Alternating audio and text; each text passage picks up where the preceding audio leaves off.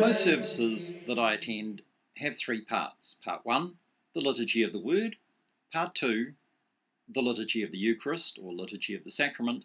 Part 3, the Liturgy of the Notices, or sometimes called the Liturgy of the Bulletin, the Pew Sheet, or simply announcements.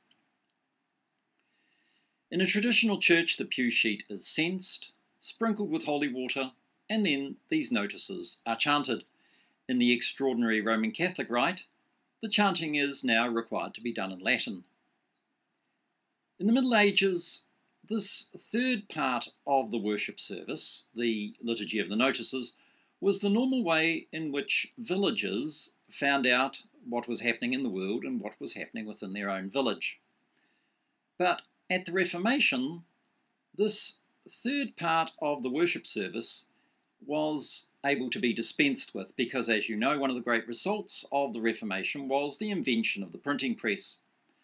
More recently, we had the Second Vatican Council, which resulted in the invention of colour television and the creation of the internet, so that now people can find out their news in a way other than the requirement of having heard it in the Liturgy of the Notices in church.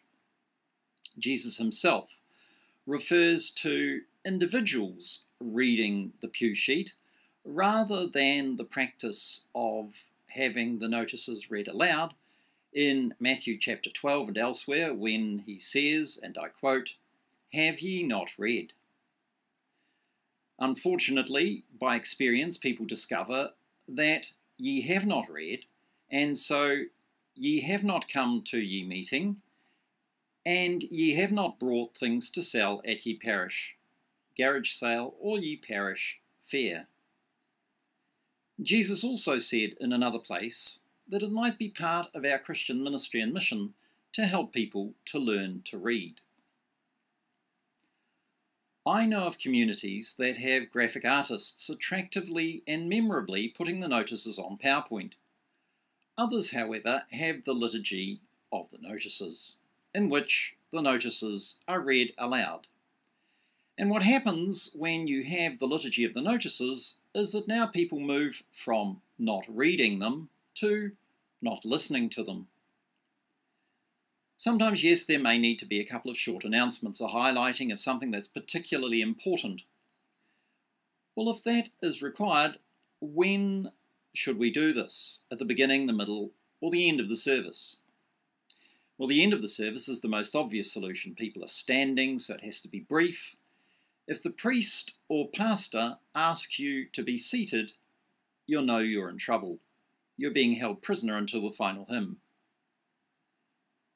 What about the middle of the service?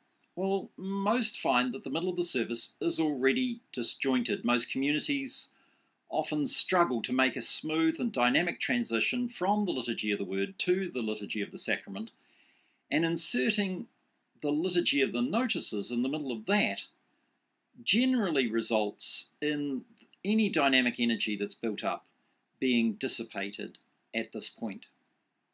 So what about the start of the service? I remember being at a funeral which began with announcements, including an announcement about where the toilets are located. Surely ushers could have been prepared to help with that. That funeral service barely recovered from such an energy-lowering beginning. If your priest or pastor early in the service indicates,